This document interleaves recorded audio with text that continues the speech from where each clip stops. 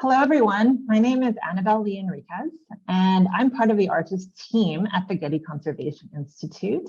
And today, we are very happy to present Dr. Angela Labrador, Assistant Director of the Cultural Heritage Management and Museum Studies graduate programs at Johns Hopkins University, as well as Managing Partner of Coherit Associates, a longtime artist service provider. Angela has worked on several artist implementations, some of which she'll talk about today, and many have involved today's topic of community outreach and education. Before I turn it over to Angela, a few housekeeping notes. Advance the slide, Angela. As you'll notice, the chat interface has been disabled. But if you have any questions for Angela or even any comments, feel free to enter your questions anytime into the Zoom Q&A interface. You'll be able to see everyone else's questions and also upvote any questions that you are also interested in.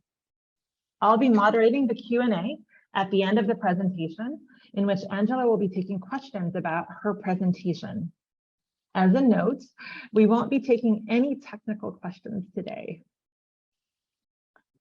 You've probably already noticed, potentially, that live captioning is available, and that is available by clicking the live transcripts and subtitles button on the bottom menu panel of the Zoom interface. Also, you should have already been alerted that this webinar is being recorded, and we should have that webinar recording available within the next week. Regarding our next webinar, we are working on organizing it around the topic of internationalization and localization using Arches version 7. So for that, definitely follow us on social media, join the Arches Community Forum, or sign up for our announcement list to learn when that is taking place, also to find out when this webinar recording is available. All right. And with that, I'm going to turn it over to Angela. Thank you so much, Annabel. I'm so happy to be here with you this morning, and welcome to all of you who've joined us, especially to the West Coasters who are here so early in the morning.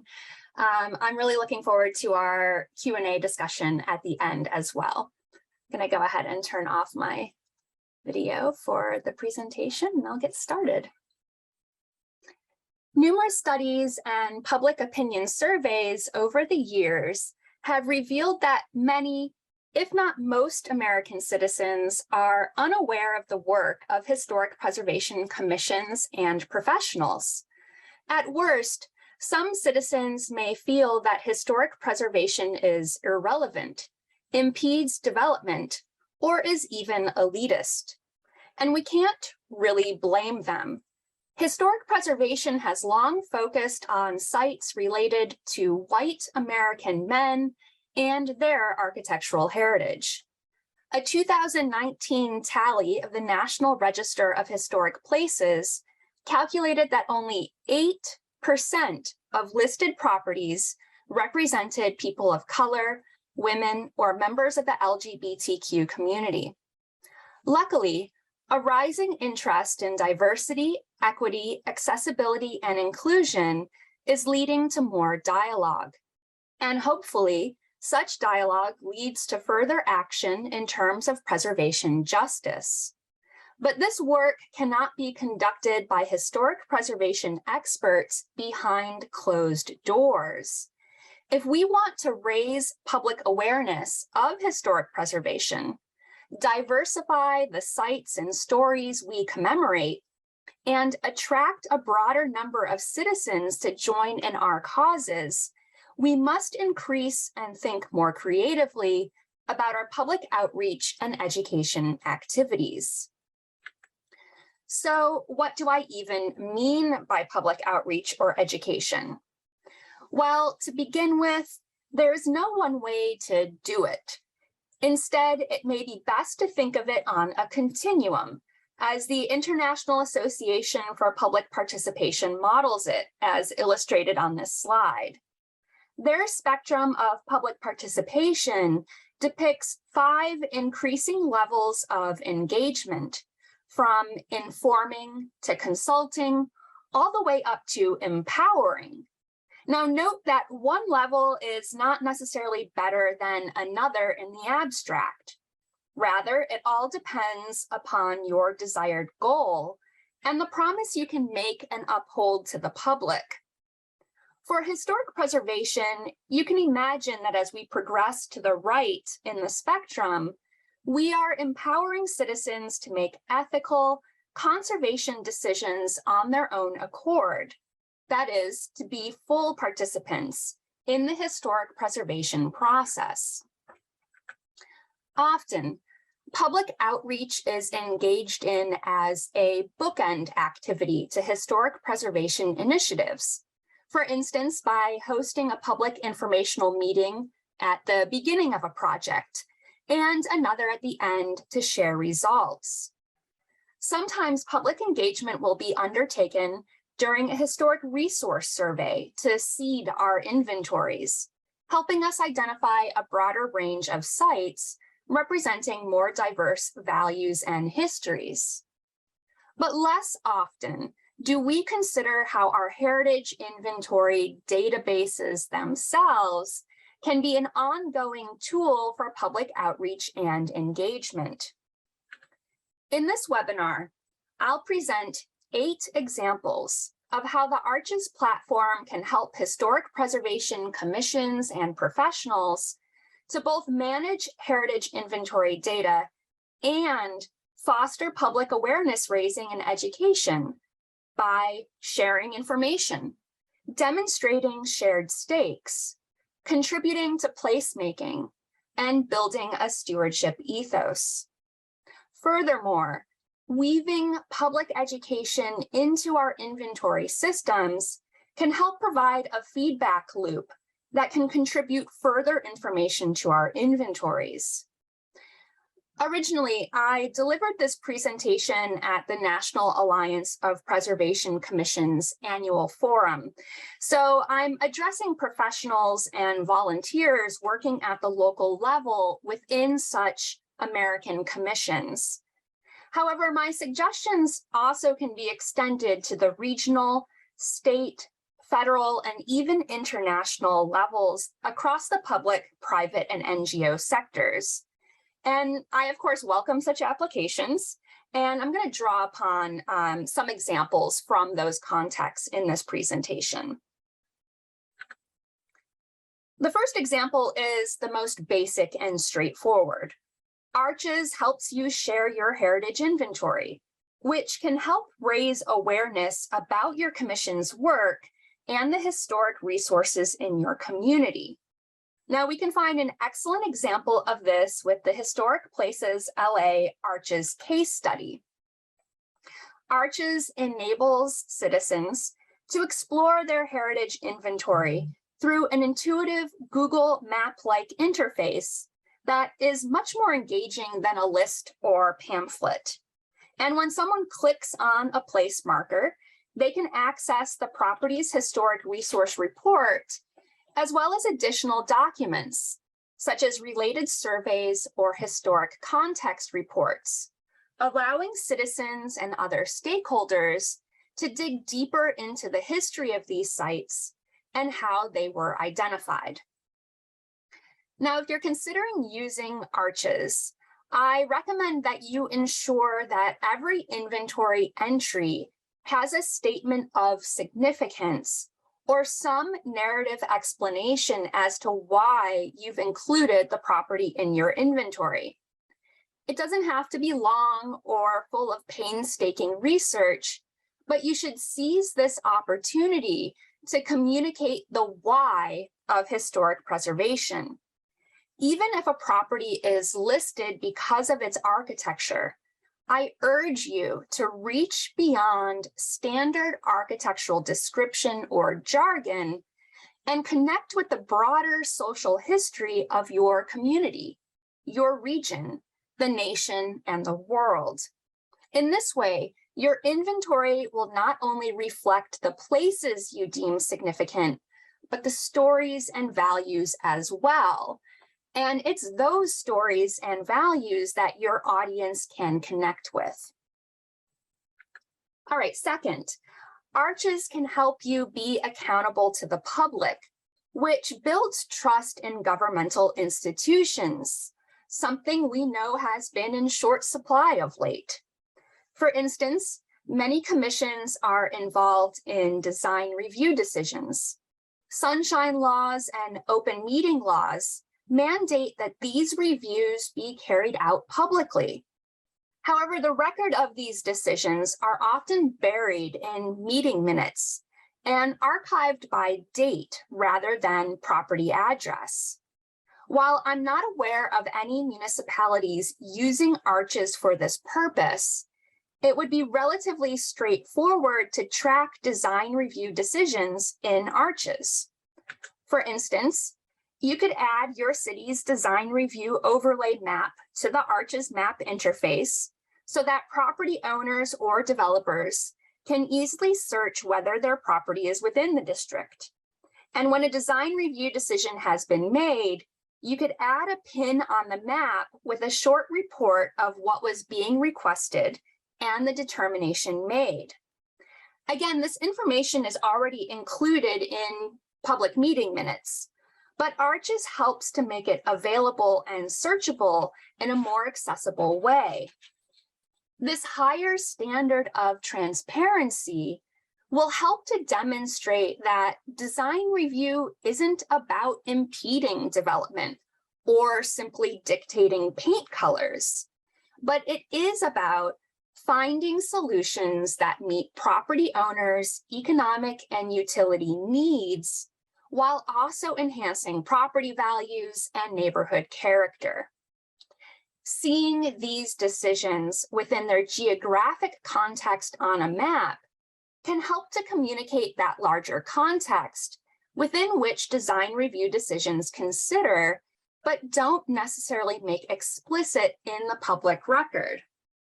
And I'll also add that the new workflows feature in Arches would be a great way to manage design reviews internally as they move through the review process. Now, a third way that Arches can help with your public engagement is to show your impact and thus demonstrate your value to your community. You can use Arches to track more than just properties on your inventory. As I already mentioned, you could use it to track design reviews, but you can also use it to track things like grants and conservation activities you may support or undertake. Often, commissions report these activities in the local press, in meeting minutes, or on the municipal website. But there's something very compelling about visualizing these activities as dots on a map, especially as they accrue. A citizen is less likely to understand the extent of your impact if they have to read through 50 newspaper articles that are published across 5 years in your local paper than they are to see a single map with 50 dots all at once. Preservation Utah is a great example of an organization using Arches in this way.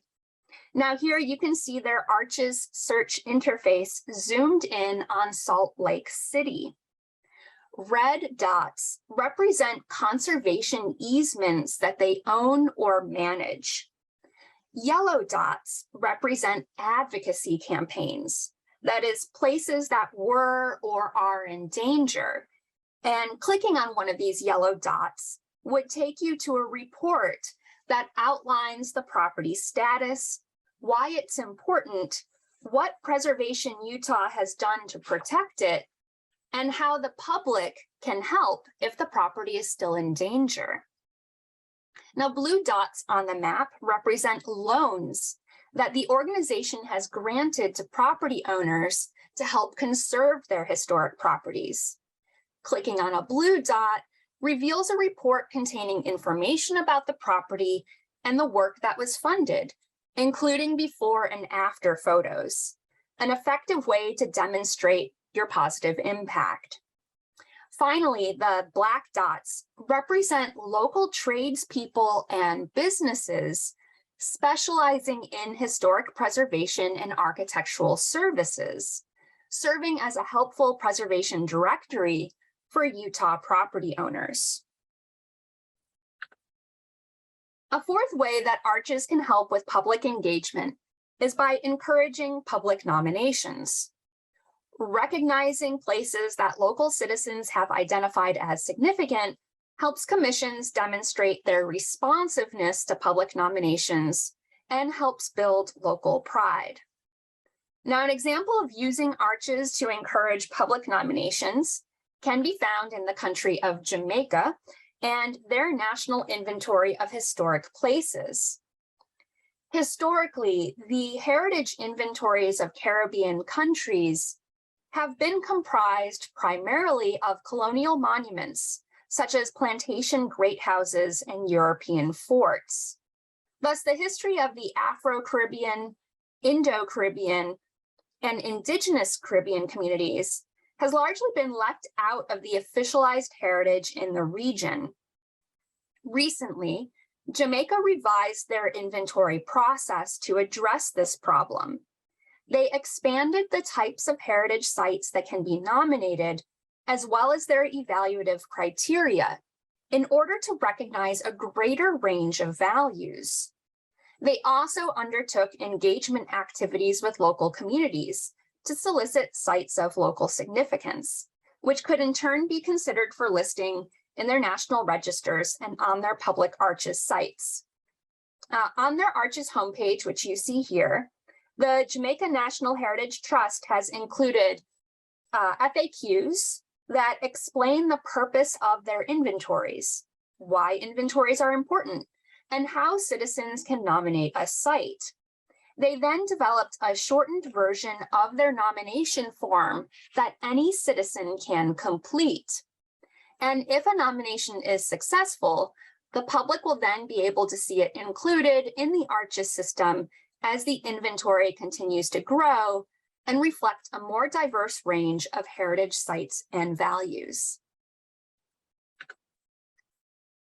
My fifth example relates to how arches supports the ability to overlay historical maps on contemporary satellite imagery, which can reveal landscape traces and assist with mitigation decisions.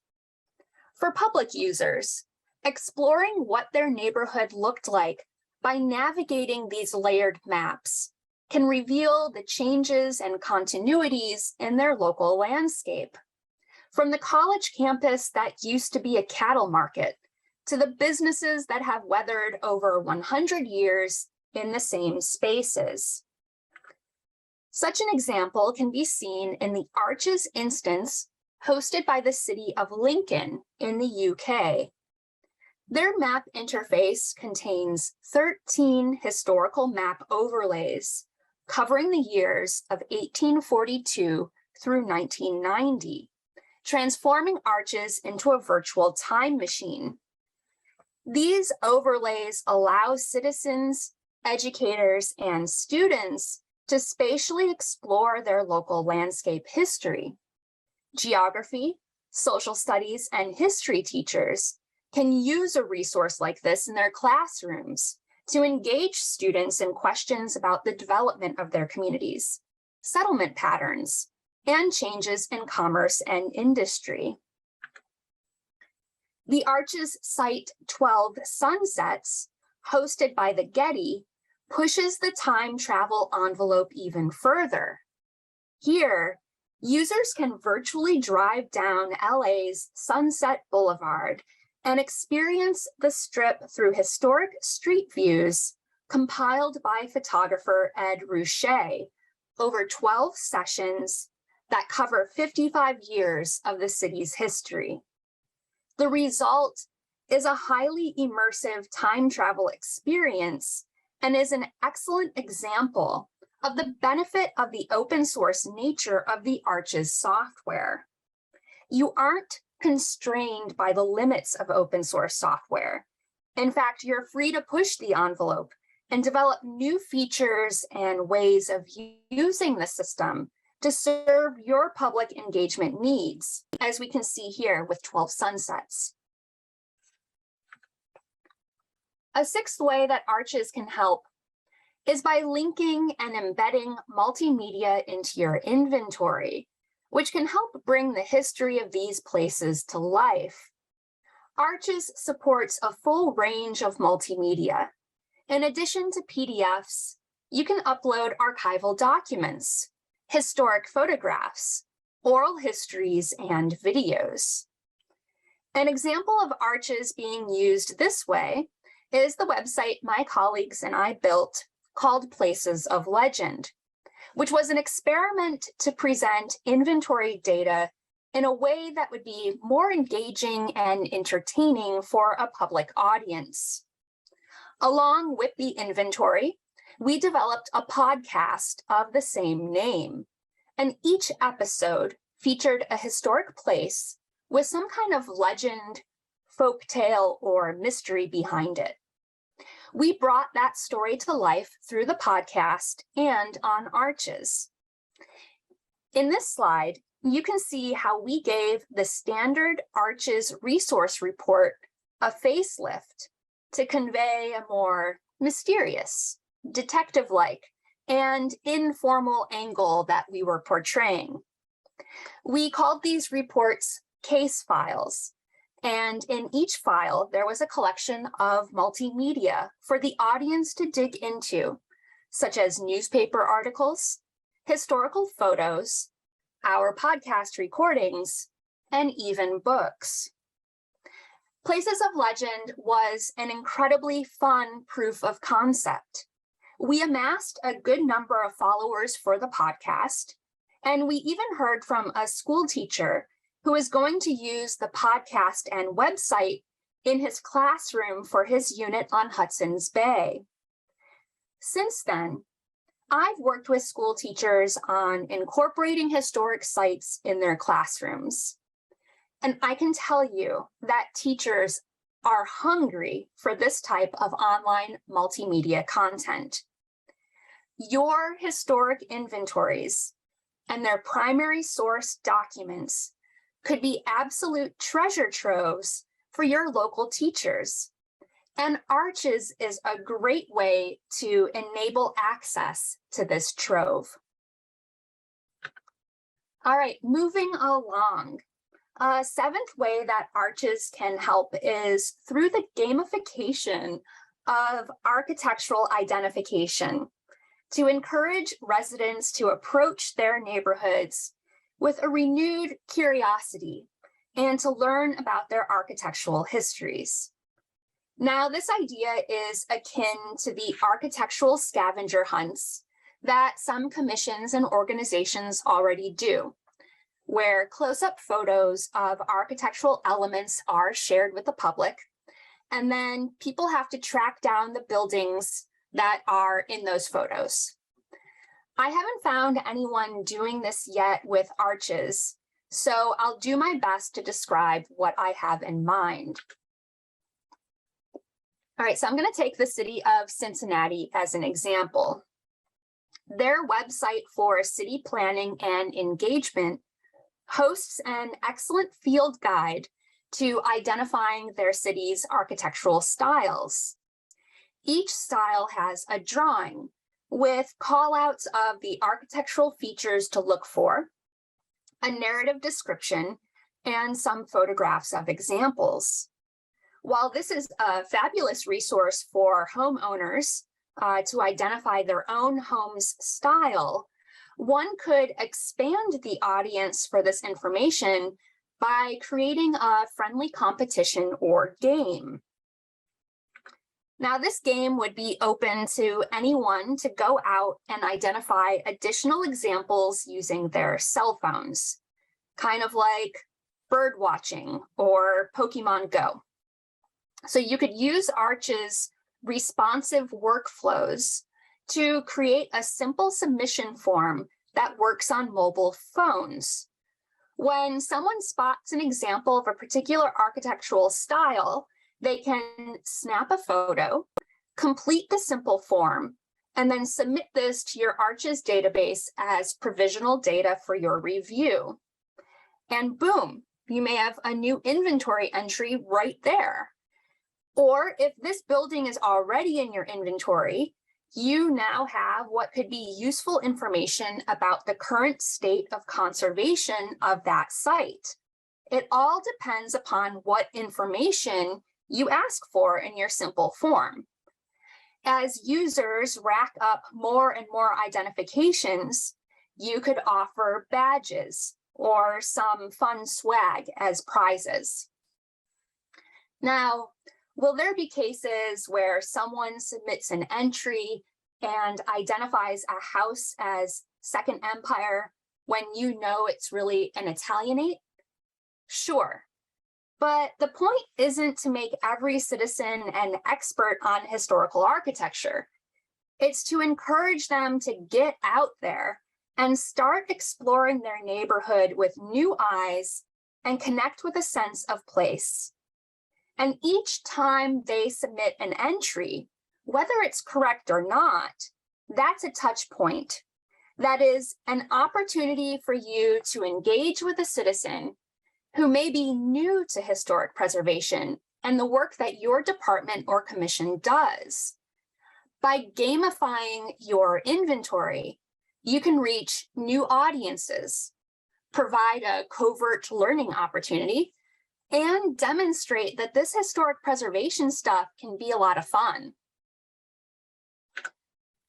Finally, Arches can help transform your inventory into a public engagement resource by supporting citizen monitoring of your historic sites, providing you with critical data and fostering an ethic of site stewardship among the public.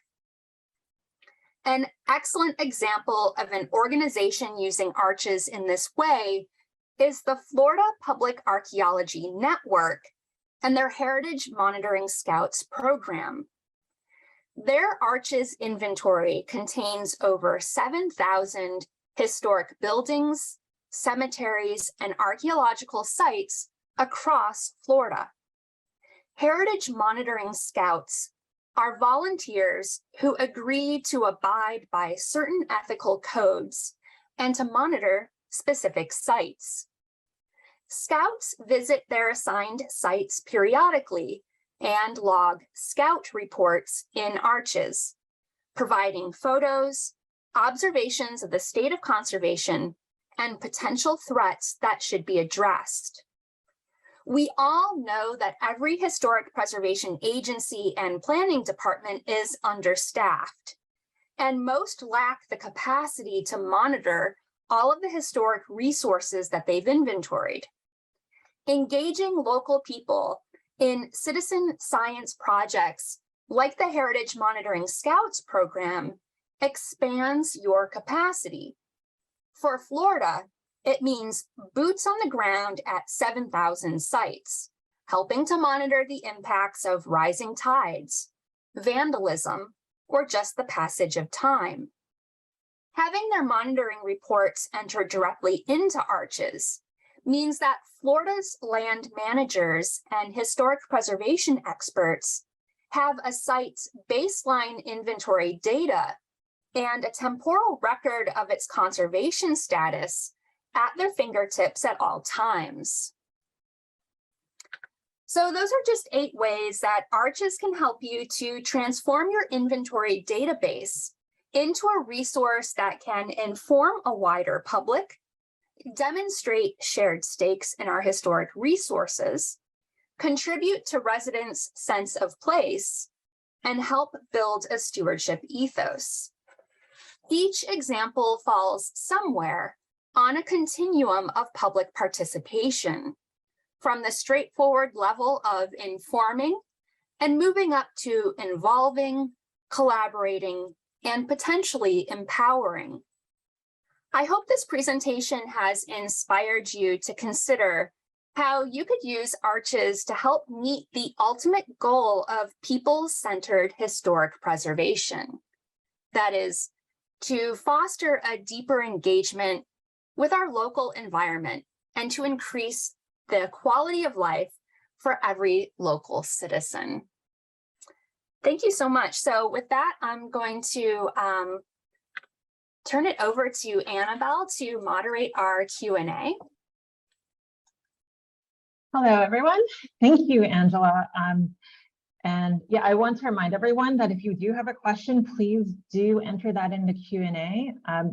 Actually, Angela did mention that this presentation was originally given at the National Alliance of Preservation Commission's conference in Cincinnati in July, which I took part in, and I invited Angela to present with me, and I saw this presentation and I was just like, yeah, I think we need to share this with the rest of the community, even though in some ways it is kind of focused on the U.S. Historic preservation community, but I think a lot, as you said, Angela, a lot of these concepts and just the idea, the aspirational and inspirational aspect of arches, I think that's universal, and anyone anywhere can take some of these concepts and apply it to their own use case. So thank you, Angela, for presenting this again. And yes, I'm going to answer the first question. Eleni, this presentation will definitely be available online. We'll let you know within the next week when that's available via our social media and our announcement list, or actually via our social media and our community forum. Okay, so the second question is from Jennifer Wong.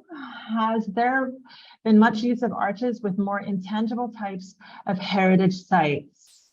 I'm going to answer that yes, but I'm going to let also Angela answer that as well. If you have an answer. Yes. But I can also go more into that. Yes, there has been some use of arches with intangible types of heritage, and this was something that I was really interested in as well, even with the places of legend, of trying to get at the intangible values even associated with immovable heritage.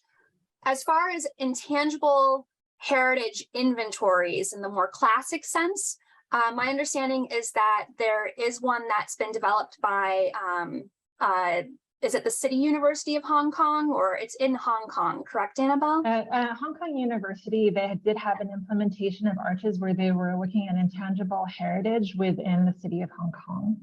And in addition, I know that there are other cities that are currently having implementations in process where they're looking at how to incorporate intangible heritage. An interesting implementation of arches involves the island of Socotra, where they're recording information on tangible and intangible heritage, but also in addition to intangible heritage, they're also recording information and data on their unique biodiversity. If you know the island of Socotra at all, you'll know that they have some really interesting, they're very biodiverse, and one of the reasons why they're on the World Heritage List is because of that biodiversity, and so they're using it to record, or arches is being used to record that.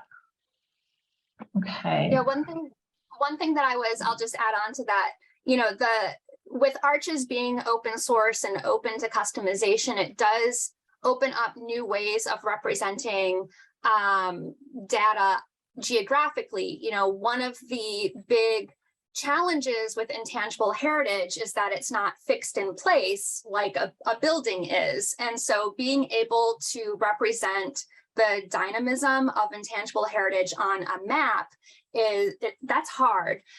But there are technical tools that a developer, I would really love a developer to work on, to even be able to show, for instance, festival and parade routes as it moves around a city. There are ways that we can bring maps more to life and manage those data better.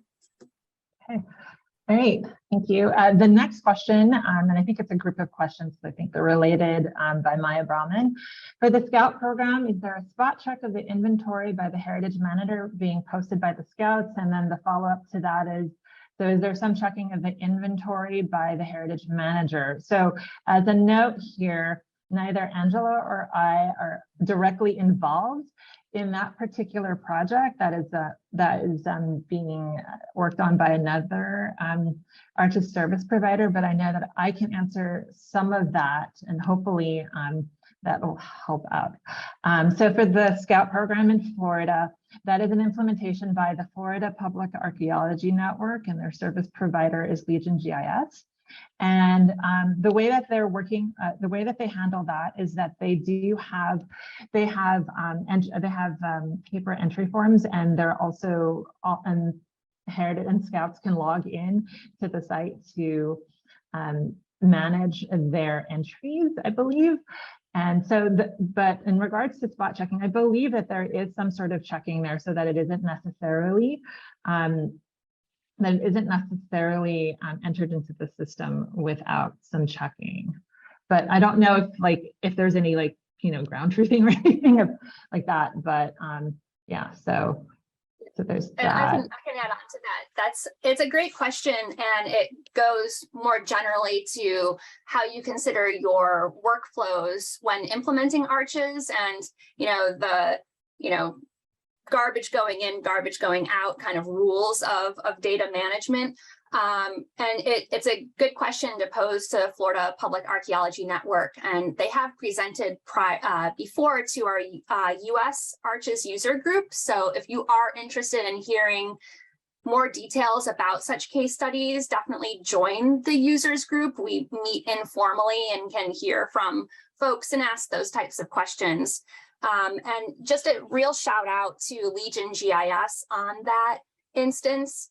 I was able to assist a bit in helping to update some of their user interfaces that manage both the heritage monitoring scouts, but also the Florida land managers at various state and federal agencies. And it's a really great example of how user-centered design kind of meets the ARCHES ability to support granular permissions, controlling access of who gets access to what data. Because of course, for archaeological sites, some of this can be considered sensitive data.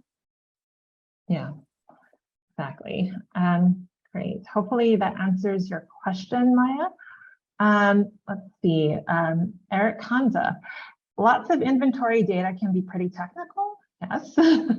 Besides adding narrative descriptions of significance, are there good practices to make structured data that are more friendly for use by wider audiences or wider public? Yes, there are. Yeah. So Eric, there are good practices to do that, and there's a lot that has been written on structured data, and in regard. But I think your question is more about how to make it more friendly for use by the wider public, and that is a question, because I think a lot of the ARCHES implementations. So a lot of them are built for the actual professionals working on conserving heritage, and so maybe that's potentially it could be a secondary consideration. And so the data is often structured to help support the work within a municipality to conserve heritage, and not necessarily, and it might not necessarily read in a way to the general public that's understandable. So I guess that's a question, Angela. What are your thoughts on that? Well, my thoughts are that that's the type of question that needs to be asked during project planning. And that anyone who is going to be implementing ARCHES or any kind of heritage inventory should be taking a user-centered approach and should be taking a pretty broad and holistic approach to identifying their users. And I think, like Annabel said, a lot of times we go into designing our heritage inventories as though the only users or stakeholders are professionals or maybe planners. But we have a lot of diverse stakeholders. And when it comes down to it, you know, the public itself is a major stakeholder. And so we need to be asking questions about what are their needs, what are their interests, how are they going to be using the system. And so just like in planning any kind of, you know, online project, you would think through those users' needs, what they're going to want to do when they get to your website, to your database, and how you're going to enable the tools to allow them to do that. And I think Preservation Utah was a good example of that. You know, they know that citizens of Utah want to be able to access contact information for tradespeople, or, you know, get in touch with people who sell, you know, historic moldings, or people who specialize in historic windows or whatever. So thinking through, how can Arches, our heritage inventory system, actually provide information for those people? You know, that's a really out of the box way of using Arches to meet the contemporary needs of a public user base.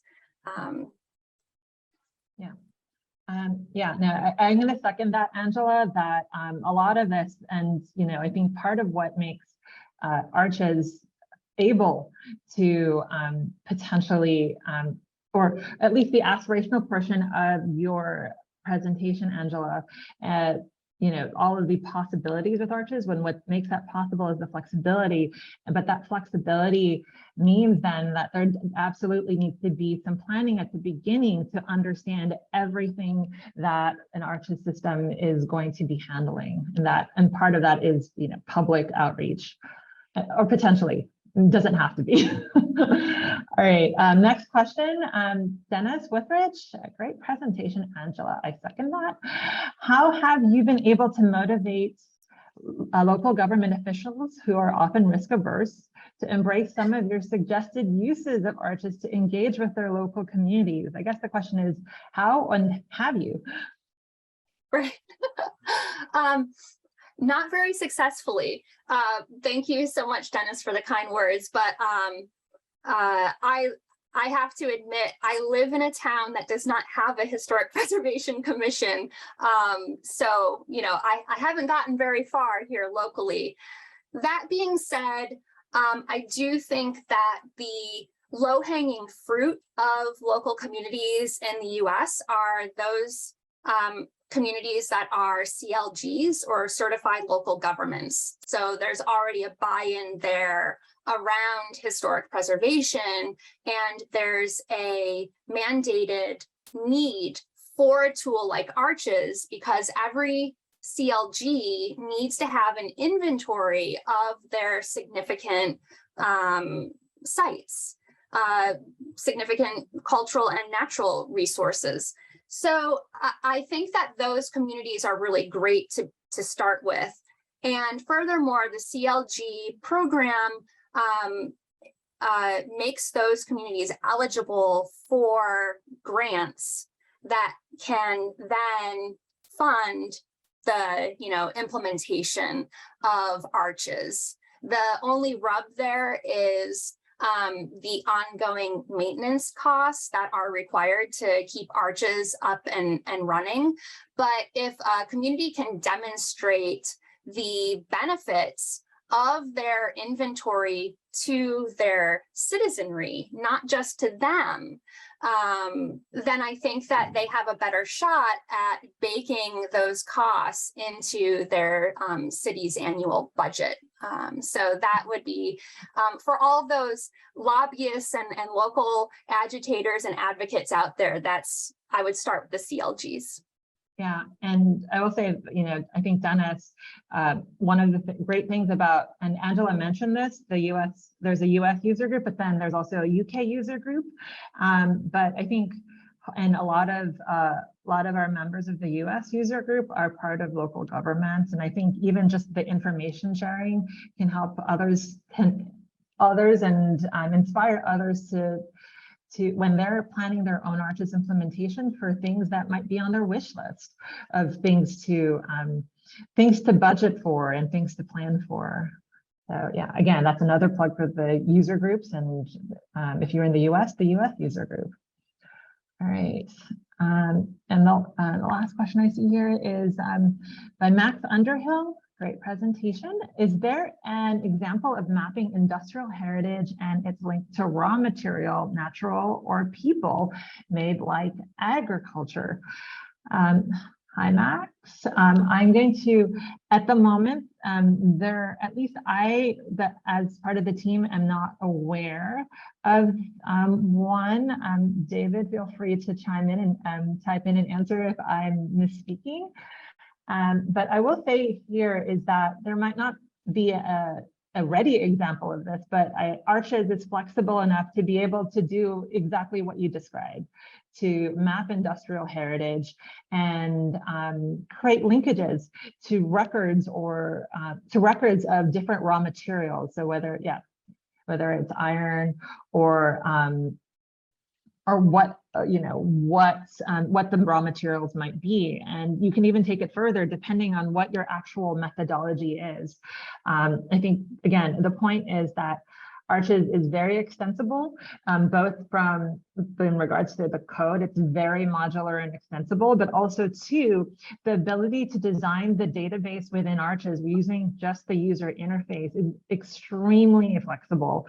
And really, it really depends on what, especially when we're talking about the actual data and organizing your Arches system and its data, that really depends on what your methodology is and your own imagination and creativity to how you model your data. Angela, did you want to add it? Yeah, I'd love to add on to that. I think, Max, this is such a great question. And like Annabelle, I'm not aware of any implementations out there right now that happens to do this, but doesn't mean that they don't exist. We just don't know about it. But it's certainly possible. And I would also add, this is something that could relate to intangible heritage inventories as well. When we're planning our inventories and we're thinking about what it is we need to map and manage, I really want to encourage folks to think about our heritage as part of a greater heritage ecosystem. And as you've just said, the link between raw materials or the people who are processing those materials, or the chain of work that gets from raw to the end, and the practices, people, and sites that are associated with that can all be mapped and managed in Arches, because the database is not set in stone. You develop the database. And going back to Eric's question about standards, which I'm sure Eric can also share a lot more information about how we can handle such data standards. But the standards that underlie Arches data management is an ontology for describing our data. So instead of just getting an off-the-shelf database where we have to fill in certain fields and they're set in stone, instead we have the freedom as heritage experts to determine what data we want to track and to identify them. And we just have to use a shared language of describing those data.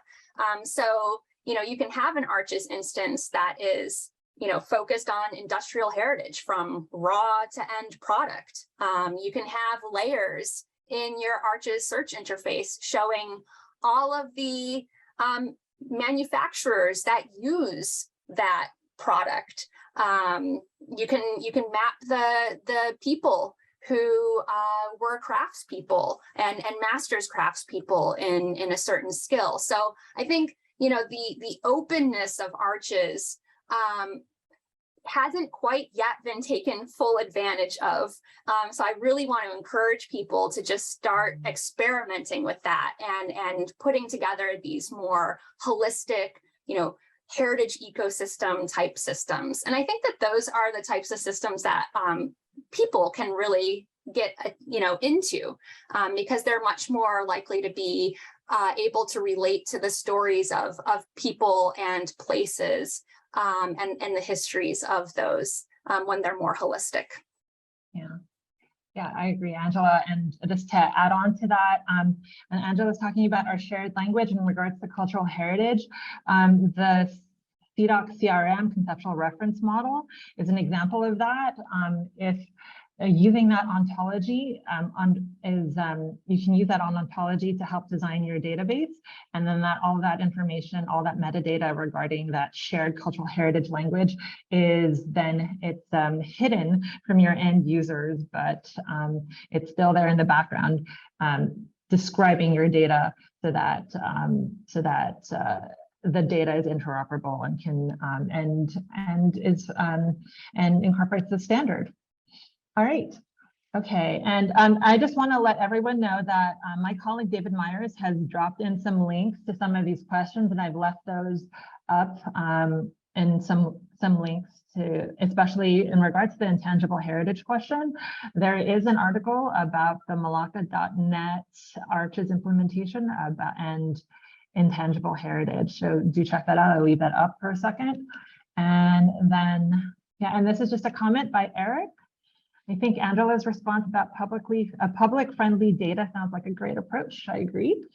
I really like her idea to do that community engagement work while doing the data modeling. Yeah, no, I think to me, at least in the Arches implementations that I've been involved in, I'd say the majority of the work, I mean, there's a lot of work afterwards, but I mean, the majority of the brain work, the hard work is at the planning stages, figuring out what you want your Arches implementation, what you want it to handle, and like what your methodologies are, who the stakeholders are, and then trying to, if you're not, trying to plan for that over the course of implementation. Angela, did you have anything to add, or?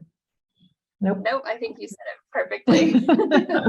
All right. I don't think there are any other questions, but again, we will let you know via social media and the community forum when we'll be posting the video and the transcripts for this webinar. And again, I want to thank our speaker, Angela. Thank you again for agreeing to present this to our audience.